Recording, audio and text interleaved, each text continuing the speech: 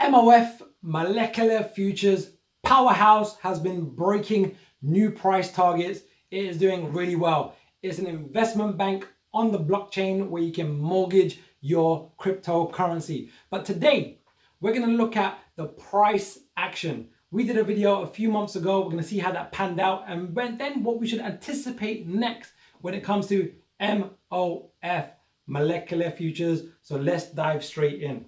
So the video that we did on June 16th, we said it looked like MOF is making a nice wave 1, a wave 2, and then on a lesser degree, a move to the upside on a wave 1 and a wave 2 again, and then the numbers that we should anticipate. So let's actually just jump into the same chart, but live now.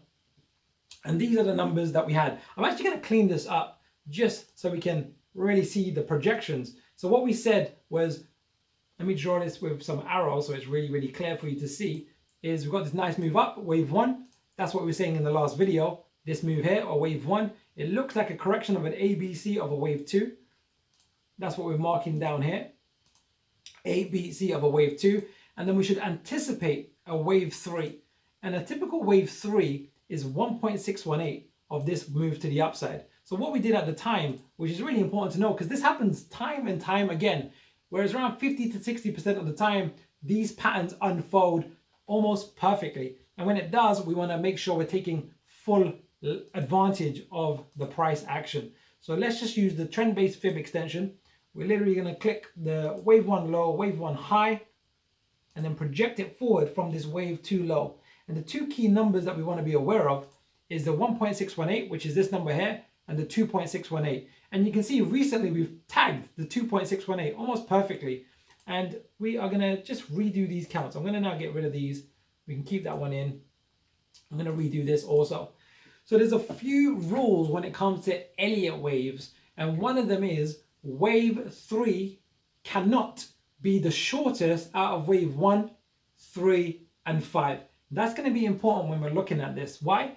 Because what we're seeing here is we've got the wave 1, wave 2. So we're happy with that. That looks pretty clean. This is a bit of a complex correction, but that's all fine. Let me just get rid of this as well. We don't actually need these.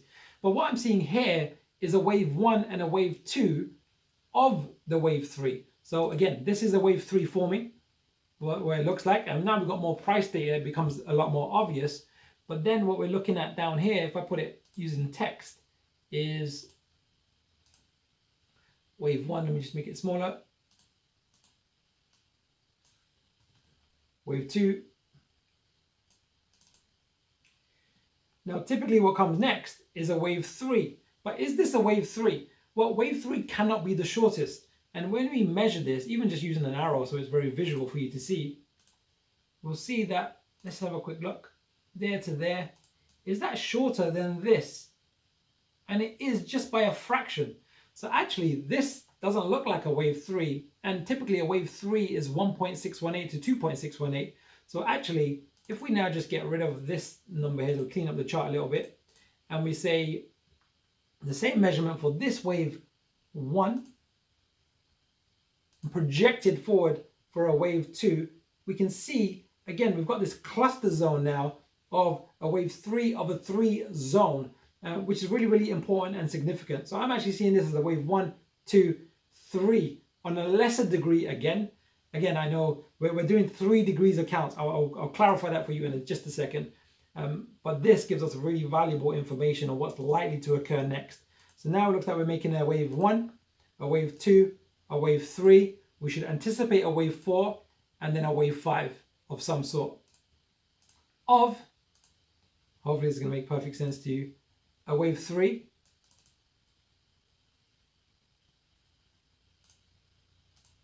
So now what we're looking at, if I just draw these waves as well, just to make it a bit cleaner. So it's obvious. We've got this wave 1, wave 2. Looks like we're forming this wave 3 of a wave 3. And then we should anticipate some type of wave 4 correction. And then there should be a final leg of a wave 5 of a wave 3. That's a mouthful, right? I know. So let me just have a look. There's a couple of things we want to be aware of. Just beautiful price action. Really, really amazing to see MOF grow this like this. It looks like it's going to exceed its previous all-time highs. I just want to look at the weekly momentum. Let's just jump into the weekly indicator, and we can see that we've got a bearish reversal, which says, and we're getting these highs quite nicely, so we should anticipate that we're going to have this wave 4 correction that will probably occur for maybe 2 or 3 weeks, and normally it can be a bit complex, wave 4s. And I'm just having a quick, I want to look at the daily momentum here. We want to use, I'm just going to bring up the 21 indicator.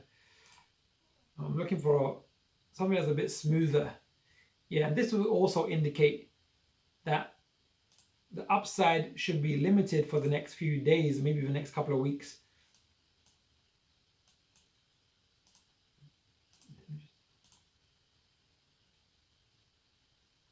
Yeah, so we've got a couple of indicators that are saying, look, we've got this movement here. We've had this beautiful move to the upside, but it looks more like a wave 1 of a wave. We've got 3 degrees of counts happening. We've got a wave 1 of this wave 3 of this larger degree, wave 3. So we've got this 1, 2, 3. What we should anticipate next is a wave 4. So what we're going to finish on today is the typical price zones for a wave 4 on this part of the wave. On this part of the wave structure, we're going to ignore this first part. We're going to ignore anything else. We're going to go, what's the likely price zone that we should anticipate for a wave 4 on this part of the structure? So now let me just get rid of all of these. Is this wave 4? There's 2 price zones for a wave 4. It's going to be a retracement. We're going to measure the wave 1 to wave 4. So wave 1 to wave 3 high. And the typical zones is 23% to 38%, maximum 50%. These are wave 4 retracement zones. But then we also measure the wave 2 low, which is down here, to this wave 3 high. And the typical wave 4 zone is actually 38 to 50%, and a maximum wave 4 correction tends to be 62% of wave 3. It looks like we've just got a load of lines, right? A load of lines. But what we should anticipate is a minimum of 3 waves. Something that might look like this. Wave 4s should not go into the zone of wave 1. So we know it should not go below this part here. That's one of the Elliot wave rules, which is really, really important. So we know it shouldn't go below here. But these are the few zones. We've got 3 price cluster zones. And the momentum will help us to see when the momentum reverses, which one of these price zones should we anticipate. So we've got 3 price zones. Boom, 1, 2, and 3. And the general rule of thumb is if price exceeds one price zone, it will typically get to the next. And if it exceeds that one, it will typically get to the next. But when we got pattern, price, time, and momentum telling us the same thing, then we should then anticipate with MOF, looking very bullish at the moment, that we should get the next movement to the upside. So MOF, powerhouse project. Like, it's amazing to see that it's gone from, not that long ago, it was 20 cents, and now it's like $1, what is it? $1.20. It was as high as nearly $1.50. It's doing mortgages on the blockchain, but from a total psychology standpoint, from a technical standpoint, looking really strong. But again, on a macro picture, we look like we're on a wave 1, 2, and on this wave 3. We should anticipate the end of this wave 3, and then we should have a correction almost similar to this correction for a larger degree wave 4, and then we'll probably see a loss over kind of impulsive wave for a wave 5. So there you have it. MOF, Molecular Futures, powerhouse project, phenomenal team, but totally from a psychological standpoint, it looks like that wave 3 is unfolding textbook style. If you like today's video, like, subscribe, hit the bell notification, and I will see you soon.